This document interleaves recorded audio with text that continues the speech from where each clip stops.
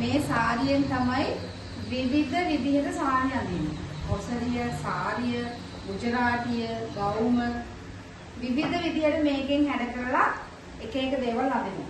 දැන් මේ සාරිය ගත්තාම දැන් මේ අල්ලන් ඉන්න පැත්ත මම කියන්නේ මේක මේ නිකම්ම ප්ලේන් කලර්. වර්ක් එකක් නැහැ, හෙඩ් පීස් එකක් නැහැ, බෝඩර් එකක් නැහැ, නිකම්ම රෙද්ද විතරයි මේ සාරිය නිකම්ම තියෙනවා. මෙතනින් මෙහාට ගියාම හොඳට බලන්න මේ පැත්තේ මොනවද තියෙන සාරිය? ලස්සන වර්ක් එකක් තියෙනවා. එතකොට ඔයාලට ෆොටෝ එකේ පේනකොට පළවෙනියට තියෙන්නේ ඒක කැන්ඩියන් එක. ඒ කියන්නේ ඔසරිය. දැන් මේ මම ඇඳලා තියෙන්නේ ඉන්දියන් එක සාරිය. සාරියක් අඳිනවා නම් මේ වර්ක් කරපු කොටස එන්න ඕන මේ අතට දාන පොට. කැන්ඩියන් එකක් අඳිනවා නම් මේ කොටස කොතෙන්ද දෙන්න ඕන? මේ පල්ලෙහා කොටස. එතකොට හොඳට මතක තියාගන්න ඕන දැන් අපි අඳින්න යන ඉන්දියන් එක වර්ක් එක පැත්ත ඉනට ගහලා හරියන්නේ නැහැ. අනිත් පැත්ත තමයි ගන්න. හරිද? ඔන්න මේ සාරියේ වර්ක් එක තියෙන කාගේ පැත්තටද? අන්දන කෙනාගේ පැත්තේ. අනිත් පැත්ත කස්ටමර්ගේ පැත්තේ ක්ලයන්ට්ගේ පැත්තට තියෙන කොහෙද? කන පිට. මේක මේ විදිහටම මේ කන පිට පැත්ත තියාගෙන ක්ලයන්ට්ට වර්ක් කරපු නැති සාරියේ පැත්ත අරගන්න.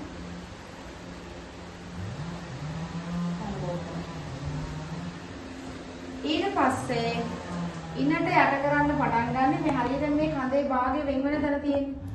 මෙතනින් තමයි ඉන්නට යට කරන්න ඕන මේ විදිහට අපි මෙහෙම මුල කොටස සමහර අය ගැටයක් ගහ ගන්නවා ඔෆිස් යන අය. දැන් බ්‍රයිඩ් කෙනෙක් ඩ්‍රෙස් කරනකොට දැන් මොන බලන්න මම මෙතන යට කරා. යට කරලා ඉවර වෙලා කටු 3ක් විතර අරගෙන මෙතනින් එක කටුවක් ගහනවා. මොකද මේක අර එහා මෙහා පෙළ සාරියක් වුණොත් එහෙම මේ කොටස උලඟට හරි මෙහාට ගියොත් සාරියට ඇතුලෙන් මේ කොටස පේනවා උලඟට ගිහිල්ලා. තේරුණාද?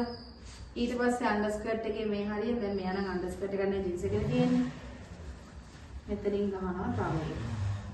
ඊට පස්සේ මේ අගිනුත් ඕනනම් තව එකක් ගහ ගන්නවා. එතකොට මේ කොටස එහාට මෙහාට යන්නේ නැහැ කිසිම වෙලාවක. හරි.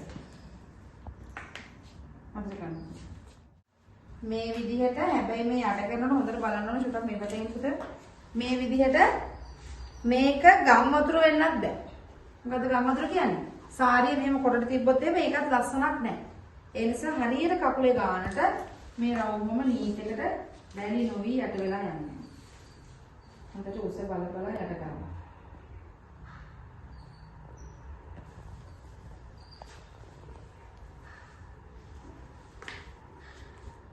මොන දැන් මම අර මුලින් පටන් ගත්ත තැනට වෙනකල් යට කරගෙන ආවා. දැන් ඔන්න දී යට කරලා ඉවරයි. මේ විදිහට අපි රැලි ටිකට මෙහෙම චුට්ටක් අපි ඉතුරු කරගෙන ඒ කොටස තේරුණාද? දැන් මෙතනින් අපි යට කරන් ආපු තැන ඉඳලා මේ ඉස්සරහා ප්ලීට්ස් ටික හදන්නේ මෙතනනේ. මෙහෙම ප්ලීට්ස් ටික හදන්නේ. ඒ නිසා අපි ඒකට කොටසක් ඉතුරු කරගෙන ඉවර වෙලා පොට දාගෙන ඉන්න ඕන. මේ කොටස ඉතුරු කරගෙන පොට දාගෙන ඉන්න ඕන. දැන් මම කොටසක් තියාගන්නවා. ඊට පස්සේ මේ උඩින්ම ඒ බලවාටිය දිගේම මොන බලන්න මෙන්න මෙහෙම කස්ටමර් කරකවන්න ඕනේ නැහැ. මම වලට පෙන්නන්න නිසා මේ කරකවන්නේ. කොහොම වටේ එක රවුමක් කරන් ආවා. දෙකක් විතර ගන්න එපා. ඊට පස්සේ ඇවිද ගන්න බෑ ඉර වෙලා ඈ. රවුමක් කරන් ආවා. ඊට පස්සේ මේ විදිහට ගිහිල්ලා මෙන්න මේ පොට මේ මාතට දාන්න. බ්‍රයිඩ් කෙනෙක්ට නම් මේක සාමාන්‍යයෙන් විලුඹ ගාවට දිගටම මේ පොට දාන්න. නෝමල් ඩ්‍රෙසින් එකකට නම් විලුඹ ගාවට අවශ්‍ය නැහැ. මේ වගේ ප්‍රමාණයකට දාගන්න පුළුවන්. අපි පොටට තියලා පිටිපස්සෙන් කටුවක් ගාගන්න.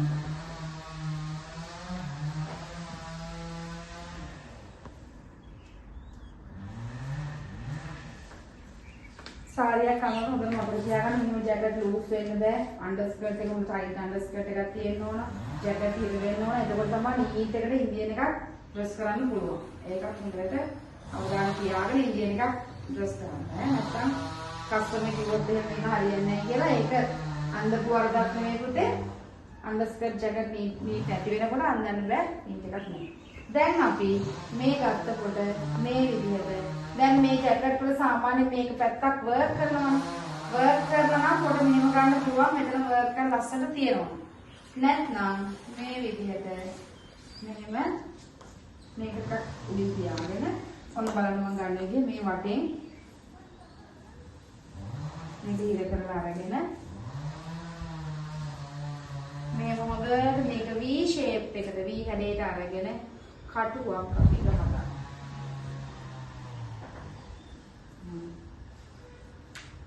මෙතන බලන්න මෙයාට මේ මෙච්චර ලොකු කොටසක් තියෙන සාරිය රැල්ල. ඇඟ චූටි සාරිය දිග ප්‍රමාණය වැඩි. එතකොට ලොකු ප්ලීට්ස් ප්‍රමාණයක් වෙනවා ඉස්සරහට. එහෙම වෙනකොට අපිට දැන් සාරිය කපන්න බෑනේ. ක්ලයන්ට් විදිහට අපි අඳන්නත් ඕනනේ. මේ විදිහට පළවෙනි රැල්ල කොහොමත් අපි ගන්නේ ලොකුවට, ටිකක් ලොකුවට. දැන් නාභියට මේ පැත්තෙන් රැලි ගහනවද? නාභියට මේ පැත්තෙන් රැලි ගහනවද කියන එක මතක තියාගන්න. බඩෙන් නාභියෙන් පිටට පනින්නේ නැහැ රැලි ටික ඉන්නේ. නාභියට කලින් තමයි කියන්නේ දකුණු කකුලට බර වෙන්න තමයි මේ රැලි ටික ගහන්නේ. ඒක පළවෙනි රැල්ල අපි ලස්සනට ඒ ගානට හදා ගන්නවා. ඊට පස්සේ මෙතන අපි කස්ටමර් චුට්ටක් අල්ලගන්න දුන්නාම එයා ඒක අල්ලගන්නවා. ඊට පස්සේ දැන් ඔන්න ඒක නමලා ආපස්සට ආයතයක් අරගෙන මේ විදිහට රැලි එකින් එක ගානට හදාගන්න. මේක බ්ලේඩ් එක වගේ තියෙනවා නේද? එහා මෙහා වෙලා ඇඹරිලා කැරකිලා තියෙන්න බෑ.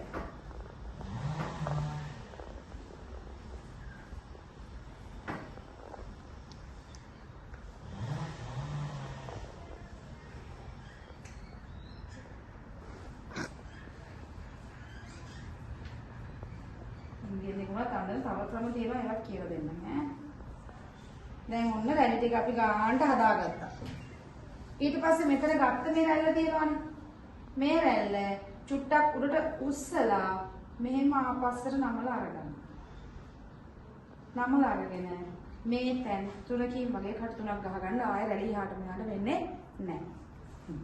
හැටකටුවක් අරගෙන මෙතන ඉන්නට හොඳට රැලි ටිකත් එක්කම ඔක්කොටම ඒ හැටකටුව ගහගන්න. ඊට පස්සේ මේක මේ විදිහට රැලි ටික අරන්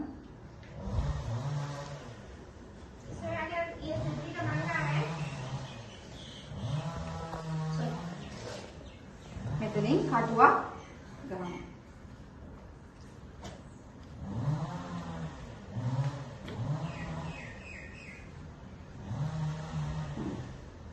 ටික හදලා ඉවරයි. කොට දාලා ඉවරයි. අවසාන තියෙන්නේ මේ කොට නීට් කරන්න විතරයි. දැන් මෙහෙන් හොඳට මේක හිර කරලා අරගෙන සාදින්නෙම ඇදලා අතට දාන ප්‍රමාණයට අරගෙන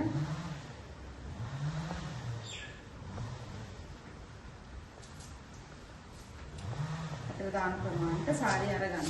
අරගෙන ඉවර වෙලා මේ විදිහට මම කියවනේ දැන් මේ කෙට්ටුමාටත් මේක මෙතන පුලිය වගේ පේනවා කියලා. ඒ නිසා පුළුවන් තරම් ලොකු රැලි වලින් හදලා ගන්න. එයාට ගන්නකොට අර පළවෙනිට ගත්ත රැල්ල තියෙන්නේ. ඒ රැල්ලේ ප්‍රමාණයටම අල්ලගෙන හරි කමන්නේ ලොකු රැලි වලින් අරගෙන එහෙම අල්ලලා ගන්න නැත්නම් මෙතන පුලි වගේ ඉන්නවා. මොකද ඇඟක් නෑ. ඊට පස්සේ මෙන්න මේ විදිහට අපි මේක දැන් අර ඇඟපොට ගන්න දෙන්න මෙන්න හිර කරලා අපි ලස්සනට මෙන්න හිර කරලා ගහනවා. එතන මෙයාගේ දැන් මෙතන මේ ටික පේනවනේ. දැන් අපි එහෙම වෙනකොට මේ ලූස්ව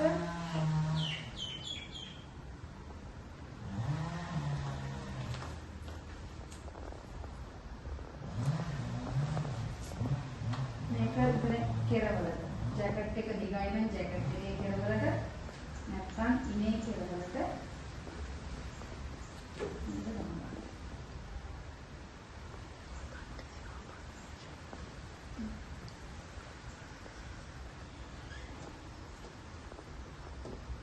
ඊට පස්සේ මෙතන මේකත් ටික මෙතන කඩුවක් කරනවා.